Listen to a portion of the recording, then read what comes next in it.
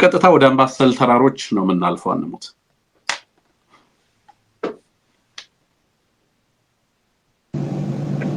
መልካም ጥሩ ነው። እንግዲህ ዲያስፖራው በዚህ ደረጃ የሚያደርገው እንቅስቃሴ በጣም በረታታ ነው። ብዙ ጊዜም ስንል የነበረው እንዲህ ያለ ነገር እንዲደረግ ነው። በጣም በርካታ ከተሞች ላይ አንድ ወር ሙሉ የሚዘልቅ ተቃውሞ ሰልፍ ነው ያለውና በዚህ ላይ አብዛኛው ሰው እንዲሳተፍ በዚህ አጋጣሚ ማሳሰብ መጠቆም እንፈልጋለን። የአምባሰል ሰንሰለታማ ተራሮች እጅን ካፍ የሚያስጭን ገድል ፈጽሟል ነው የሚለው ከፋኖ የተላከልን መልእክት መረጃ የሚናገረው። እንግዲህ የአገዛዙ የ36ኛ ክፍለ ጦር 5ኛ ሬጅመንት ላይ ወይም 5ኛ ሻለቃ ላይ 3ኛ እና 4ኛ ሻምበሎች እንዲሁም የክፍለ ጦር ሙሉ ቃኝ የክፍለ ጦሯ ቃኝ ሙሉ በሙሉ ተደምስሰዋል የሚል ነው የተላከልን መረጃ የሚያሳየው። እንግዲህ በአንድ በዘገባ ላይ ታስታውሳለህ ላስታ ላይ የተጓዘ የውጭ ጋዜጠኛ ከሞላ ጎደል 100 ኪሎ ሜትር ነፃ ቀጠና ሲያካልል በፋኖ ቁጥጥር ስር ያለ ነፃ ቀጠና ሆኖ ያንን ሲጠቅስልን እንደነበረ ታስታውሳለህና አሁንም ሌሎች የላስታ ብቻ ሳይሆን አሁን ደግሞ ወደ አምባሰል ሰንሰለታማ ተራሮች መጥቶ ያገዛዙ ኃይል ከዚህ አካባቢ እንግዲህ የተገፋ መሆኑን የሚያሳይ ነው የተላከልን መረጃ። በጣም በርካታ የቡድን መሳሪያዎች ሞርታርን ጨምሮ ተማርከዋል የሚል ነው። በጣም በርካቶችን ነው የማረኩት። ስለዚህ በአጠቃላይ ከይሄንን የአምባሰል ተራሮችን ድል እንደው አጠቃላይ የውለው ማሳያ ብናደርገው ከሞላ ጎደል በሌሎችም አካባቢዎች ሙሉ ቀን በየጊዜው የፋኖ ውጊያዎች አሉ። በነገር ላይ እዚህ የአምባሰል ላይ ሁለት ቀናትን የፈጃው ውጊያ ነው የተደረገው። ሁለት ቀናትን በፈጃው ውጊያ የተገኘ ድል ነው። እንግዲህ ሂት ኤንድ ራን የአንድ ሰዓት የ30 ደቂቃ መሆኑ ቀርቶ 2 ቀናት በሙሉ ውጊያ የሚደረግበት ይሄ ከሞላ ጎደል መደበኛ ውጊያው በስፋት ኢንፋክት ከአመት 2 አመት በፊት ጀምሮ በስፋት እየተደረገ ያለ ነው የመደበኛ ውጊያ ማለት ነውና የደፈጣ ብቻ የሚባል አይደለም። ወይም የወረራ ጥቃት ምንለው ይሄ አንድ ካምፕን ወይም የሆነ የገዛዙን ኃይል ሄዶ የመምታት ጉዳይ ብቻ አይደለም እየተደረገ ያለው ትርጉሙ የሚነግረን እሱ ነው ለማለት ነው።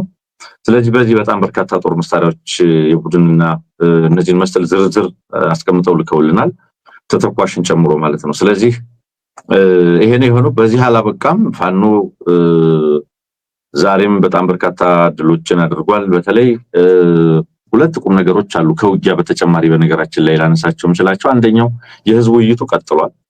የህዝብ ውይይት በተለይ ዛው ምኒልክ ላይ ከአውደ ውጊያው ጎን ለጎን ከህዝብ ጋር የሚደረጉ ውይይቶች በከፍተኛ መጠን ቀጥለዋል። ከህዝብ ጋር ውይይት እየተደረገ ነው ያለው። በተለይም በተላከልን መረጃ ትናንትና በተላከልን ማለት ነው የተደረገው ውይይት ላይ ከ1000 ሰው በላይ የተሳተፈበት የቀበሌ ማህበረሰብ ከ1000 ሰው በላይ የተሳተፈበት ትልቅ መድረክ እንደነበረ ነው የሚገልጸው። በተለይ ህዝቡ ከትግሉ ጎን መሆኑን ከፋኖች ጎን መሆኑን በግልጽ የተናገረበት ውስጣቸውን ከሰርጎ ገቦች አጽዱ ትግሉ ወጣት ሽማግሌዎች ሁላችን በየአቅማችን እየተሳተፍንበት ያለ ነው፣ አይዟችሁ ምን ጊዜም ከጎናችሁ ነን ሲል ተሰብሳቢው በዛ ውይይት ላይ ማንሳቱን የሚገልጽ መረጃ ነው የተላከልን። ሌላው እንግዲህ ቅድም ስጠቅስ እንደነበረው ያገዛዙ ሰራዊት መፍረስን የተመለከተው ነው። እንግዲህ ምሽግ ቁፈራንም ስጠቅስ ነበረ እናብራራው ይሆናል። ዛሬም እንግዲህ ከውጊያ ከግንባር ብቻ አይደለም አሁን ያገዛዙ ኃይል ወደ ፋኖ እየተቀላቀለ የሚገኘው። ከዚህ ቀደም እንደምታውቀው በጣም ረጅም ኪሎ ሜትሮችን ካርሲ ድረስ ተነስተው ሄደው ፋኖን የተቀላቀሉ ያገዛዙ ወታደሮች እንደነበሩም ታስታውሳለህ። አሁን ደግሞ ከማሰልጠኛ ጭምር ነው። ከውጊያ ከካምፕ ከማሰልጠኛም ነው። ኢንፋክት ከማሰልጠኛ ከዚህ ቀደም በርካቶች ሄደው ተቀላቅለዋል። አሁንም በተለይ በብር ሸለቆ ማሰልጠኛ ተቋም ነው ለሽምቅ ውጊያ ስልጠና አገዛዙ ለብቻ መልምሎ ያስገባቸው ወጣቶች ስለነበሩ ከዚያ ውስጥ ነው የወጡት። ወደ 8 ናቸው። አፋብን 109ኛ ኮር 77ኛ ክፍለ ጦርን መቀላቀላቸውን ከነስማቸው አያይዘው ልከውልናል ማለት ነው። ስለዚህ ልጆቹ ምንድነው የሚሉት በመውጣታቸው በጣም ደስተኛ መሆናቸውን ሌሎች አባላትም በተመሳሳይ የመውጣት ፍላጎት እንዳላቸው መግለጻቸውንም አንስተውልናል። ከዚህ ጋር ተያይዞ በነገራችን ላይ አገዛዙ በተለይ አንድ ውጊያ ነበረ የሰሜን ወሎ አይና ቡግና የሚባል ወረዳ ላይ እዛ በጣም በርካታ ኃይሉ ተበታ። በዛም ሌላ ውጊያ ስለነበረ ነው ብሩኮ 7 ቀበሌ የሚባል ነው ምንቀሳቀሰው ማለት ነው የፋኖ ኃይል። ስለዚህ ከዛ ካገዛዙ ኃይል ጋር ውጊያ ተገባ። በርካታ ኃይሎቹ ሙትና ቁስለኛ ሆኑ። በመቀጠል ያደረገው ምንድነው የተሳሳተ መረጃ አድርሰህናል በሚል አገዛዙ የራሱን አባል መረሸኑን የሚመለከት መረጃ ተልኮልናል። አንድ ሚሊሻን የተረሸነው። ስለዚህ ከዚያም አልፎ ንጹሃን ላይ ጥቃት አድርሷል። እዚያው አካባቢ ነው። በተለይ ወደ እህል ለማስፈጨት ወደ ወፍጮ ቤት እየሄዱ የነበሩ ንጹሃን ግለሰቦች ላይ ነው አገዛዙ ጥቃት የከፈተው። በዚህ 14 ዓመት ህፃን ወንድሙ ያረጋል የተባለ ግለሰብ በግፍ ተረሽኗል። ወጣት አወቀ ፈንቴን ጨምሮ በርካታ ንጹሃን የፋኖ ደጋፊዎች ናቸው በሚል አካላዊ ድብደባ ተፈጽሞባቸዋል የሚል መረጃ ተልኮልናል።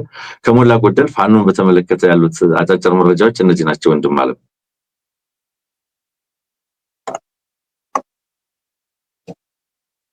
ጨርሻለሁ። እንግዲህ ይሰማል። ሚዩት አድርጎ ነው መሰለኝ።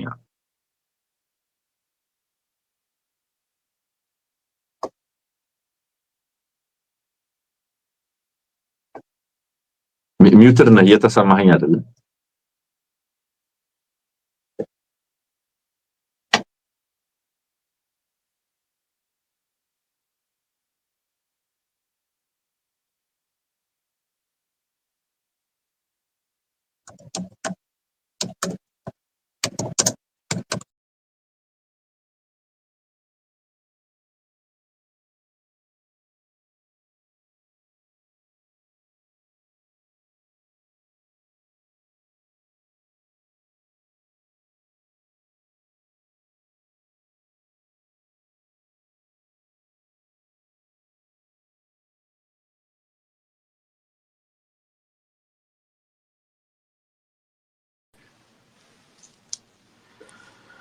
ያ በጣም አመሰግናለሁ። እሺ ደርሶናል። ላይ ድምጽ ችግር አጋጥሞ ነበር፣ ተስተካክሏል ብዬ አስባለሁ። አሁን እየተሰማችሁ እንደሆነ ተስፋ በማድረግ በበርካታ አካባቢዎች ላይ እንግዲህ ውጊያ ሲካሄድ ትላንትና ጀምሮ ነው የዋለው። ዛሬም በርካታ ከውጊያ ውጪ በርካታ አካባቢዎች ላይ የፋኖ አባላትን እየተቀላቀሉ ያሉ ሰዎች እንዳሉ ሰማለሁ።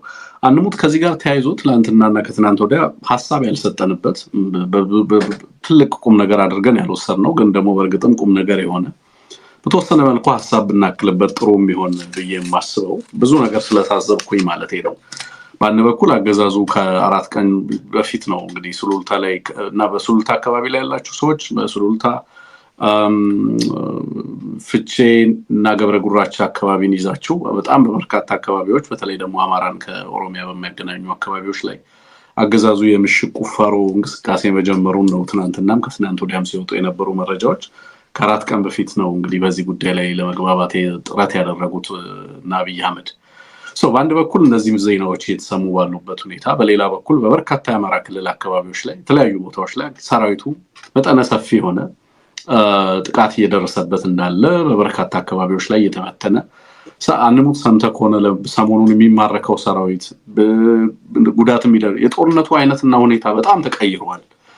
በፊት በተለያየ አካባቢ ላይ እንቅስቃሴ ሲያደርግ በደፈጣ ምናምን ነበር እንደዚህ አይነት እንቅስቃሴ ሲያደርግ የእንቅስቃሴውን የማስተጓጎል አይነት እርምጃ ነበር ፋኖች ይወስዱ የነበረው። አሁን ጦርነቱ ከዛ አይነት መልኩም አይነቱም የተቀየረ ይመስላል። በጣም በርካታ ኃይል ነው ባንድ የሚደመሰሰው። ምርኮኛውን ስትመለከተው በጣም በርካታ ምርኮኛ ነው የሚማረከው። ትልልቅ የቡድን መሳሪያዎችን ጭምር ነው እያስረከበ ያለው ጦሩ። ትልልቅ አዛዦቹ የፈንጂ አምካኝ ውሾቹ ጭምር ሳይቀሩ ነው እየያዙ እየገቡ ያሉት። አሁን ስትመለከተው ትልልቅ ሎጂስቲክስ ነው የሚማረከው። በርካታ ሬሽን ነው የሚማረከው። ከባድ የቡድን የከባድ መሳሪያዎችን እንቅስቃሴን በተመለከተ ከፍተኛ ማስተጓጎሎች መንገድ ላይ ሲሰሩ ታያለ። ትልልቅ መኪናዎች ጭምር ከነሰራዊቶቻቸው ገደሉ ሲገቡ ነው የምታየው። አሁን በጣም በርካታ ሰራዊት ነው የሚያልቀው በየቀኑ። በጣም የጦርነቱ ሁኔታ በጣም መቀየሩን ይነግራል። አንሙት ባለፈው እንዳለው ዝም ብሎ በደፈጣና በከበባ የሚደረግ አይደለም። ቆቦ ላይ የነበረውን የጦርነት ሁኔታ ባለፈው አንስተን ነበር። ለበርካታ ቀናቶች 7 ቀን በተከታታይ የተደረገ ውጊያ ነበር የነበረው። እንደዚህ አይነት ነገሮችን ስታይ የጦርነቱ አይነት አድማስ ሁኔታው በጣም የተቀየረ የሆነ እንደመጣ ተመለከታለህ። አገዛዙ ይሄ ይመስለኛል በጣም ከባድ ተስፋ መቁረጥ ውስጥ እንዲገባ አድርጎታል። በሰራዊቱ ላይ መተማመን የማይችልበት ደረጃ ላይ ደርሷል። በነገራችን ላይ ከሱዳንና ከትግራይ ኃይሎች ጋር ጦርነት መጀመር የማይችልበት ደረጃ ነው ያለው። ቢያንስ እስከ ጁን ፈርስት ድረስ በእኛ እምነት ጦርነት አያደርግም ያገዛዝ የሚል ነገር ባነሳን በማግስቱ ነው ጅቡቲ ላይ ከሱዳን ተወካዮች ጋር እንዲያነጋግሩት የጅቡቲ ባለስልጣናትን ሽምግልና ሲልክ የነበረው አብይ አህመድ። በተመሳሳይ ከትግራይ ኃይሎች ጋርም እንደዚሁ ለመነጋገር የማይፈነቅለው ድንጋይ እንደሌለ ነው እየተረዳን ያለ ነው። አሁንማ ትግራይ ላይ አውሮፕላን ማሳረፍን በጣም ከባድ እየሆነ እንደመጣ ነው ያለን መረጃ የሚጠቁመው። እነዚህ ነገሮች ስትመለከት በሌላ በኩል ይሄንን እንቅስቃሴ እያደረጉ ድንበር አካባቢ ወደ ምሽግ ቁፋሮ እየተገባ እንዳለ ስትመለከት መሃል ላይ ሰራዊቱ በአንድም በኩል በጦርነት ሲረግፍ በሌላ በኩል ደግሞ እንደዚሁ እየከዳ ሲመጣ ስትመለከት በዚህ ሂደት ውስጥ አማራው በምን አይነት ዝግጅት ላይ ይኖራል ብለህ ነው የምታስበው? አንደሙት አሁን ያጋጥማሉ የሚባሉት የውስጥ ችግሮች አማራው ጋር ስትሰማ የትግሉ የእድገት ደረጃውና እኛ ጋር እያጋጠሙ ያሉ ፈተናዎች አይነት ምንም ማች ሊያደርግልኝ አልቻለም። sometimes ማለት እነዚህ ችግሮች ላይ መገኘት አልነበረብንም ብዬ ስለማመን ነው። አገዛዙ ያለበት ደረጃ ሌላ ነው። ህዝቡም ትግላችንን የሚጠብቅበት ደረጃ ሌላ ነው። እኛ ደግሞ የሚያጋጥሙን ፈተናዎች ደግሞ አንዳንዴ በጣም የሚያስቁም ስለሚሆኑ ባይዘው ስለማይመጥኑ ማውራትም ተገቢ ነው ብዬ አላምንም። ምክንያቱም እንደሚቀረፉ ስለማቅ ትንንሽ ጉዳዮች ናቸው አውቃለሁ። ግን እነዛም ቢሆኑ ለጠላት ምን ማለት እንደሆኑ ትመለከታለህ። ደግሞ እንዴት አጀንዳ ተደርገው በምን ያህል ልክ የአማራውን ትግልና የአማራን ትግል ለማፍረስና ለማጥቃት ደግሞ በሚዲያውም በምኑም ሲራገብ ስትመለከተው ይሄ ትግል በእኛ እጅ እንዳለ ይሄን ትግል ማጥፋትም ማልማትም ከተፈለገ በአማራው እጅ እንዳለ ሙሉ ለሙሉ በትክክል የምትገነዘብበት ነው ብዬ ነው ማስበው። አንሙትና አጋጥሞ የነበሩ ችግሮች ምንድናቸው ነው ችግሩን ዲቴል ማውራት ባይጠበቅብን ራሱ እንዲህ አይነት ችግሮች ሲያጋጥሙ አማራው እንዴት ነው ሪአክት ማድረግ ያለበት? ድርጅቱ እንዴት ነው ሪአክት ማድረግ ያለበት? በቀጣይስ እኛም ይጠበቅብን የዚህ ህዝብ ትግል አሁን ላይ መድረስ ያለበት የትግል ደረጃና ዝግጅት በእርግጥም ሀገሪቱ ከምትፈልገው የዝግጅት መጠን ልክ አንፃር ስታነጻጽረው የት ላይ ነው ያለነው? እኛ ስርዓት ተነቅሎ ስርዓት ወደሚተከልበት ደረጃ ላይ እየተደረገ ባለ ቁልፍ ሽግግር ላይ የምንገኝ መሆናችንን ታሳቢ አድርጋ አንሙት። የሚያጋጥሙና የምንሰማቸው ፈተናዎች ከዚህ ዝግጅት አንፃርና ሀገሪቱ ካለችበት ሁኔታ አንፃር እንዴት ትመለከታቸዋለህ? ወደፊትስ ምን መደረግ አለበት ብለን እንደው ሪማርክ አድርገንበት እንለፍ ብዬ ነው። ብዙ የውይይት ርዕስ ነው ብዬ አይደለም፣ ግን አስተያየት ሰተንበት እንድናልፍ ስለፈለኩ። አመሰግናለሁ ትንግርቱ። የመጀመሪያ የሱሉልታውን ጉዞ ላንሳው ይሆን? ሱሉልታ ሄደ ስትለኝ ገርሞኝ ነው እውነት ለመናገር። የሱሉልታ መንገድ ተዘግቶ ህዝብ ሲሰቃይ በራንሰም ክፍያ ያን ሁሉ ጊዜ ሲሰቃይ አላየውም፣ አልሄደም። አርሶ አደሩ የሱሉልታ አርሶ አደር የሰሜን ሸዋ አርሶ አደር ከብቱ እየታረደ እየተበላ በታጣቂ ቀንበር ተሸክሞ ሰላማዊ ሰልፍ ሲወጣ አልሄደም፣ አላገኘው። ሲታገትም አልደረሰለትም። አሁን ግን ዙሪያውን ጠብቁ የሚባል ያኔ የነበረ የዛሬ 2 ዓመት የነበረ ማንም ኦሮሚያን አልፎ አዲስ አበባ አይገባም የሚል ፉከራ የነበረ የሆዴዶችን ፉከራ የሚያስታውስ ነው። ታስታውሳለህ? ያን ጊዜ ዙሪያ አዲስ አበባ ዙሪያ በሙሉ ህዝቡን ወደ የሚሊሻ ስልጠና ውስጥ ያስገቡበት፣ ምሽግ ቁፋሮ ውስጥ የተገባበት፣ ድሮንና ሌሎች ስትራቴጂክ መሳሪያዎች ተከላና ቅኝት ማድረግ የተጀመረበት ወቅት ነበርና ዛሬም ያመጡ ያ ስሜት ያ ስነ ልቦና ተፈጥሯል መሰለኝ። እንግዲህ እንዳልከው ወደዛ አካባቢ ዞር ዞር እያሉ ከሆነ ይሄንን የማድረግ ፍላጎት አድርገህ ልትረዳው ትችላለህ። ከሞላ ጎደል ያገዛዝ በሁሉም ረገድ ቀውስ ውስጥ መግባቱን መረዳት እንችላለን። የፖለቲካ ቀውሱ፣ ተቀባይነት ያጣ ምርጫ፣ ኢኮኖሚያዊ ቀውሱ፣ ወታደራዊ የጸጥታ ችግሩ፣ የራሱ ሰራዊት አምኖት ሊቆምለት ባልቻለበት ደረጃ አይነተ ብዙ ቀውስ ውስጥ ነው ያለው። ቀጠናው ላይ ቀውስ ውስጥ ነው ያለው። እሱ ከቀጠናው ሀገራት ጋር ሰላም የለም። ዲፕሎማሲው ተበላሽቶ ያለበት ነው። ከማን ጋር ምን ሰላም አለው? ከማን ጋር ምን ደህና ይሄ ነገር እኮ ደህና ነው የምትለው ነገር የለም እውነት ለመናገር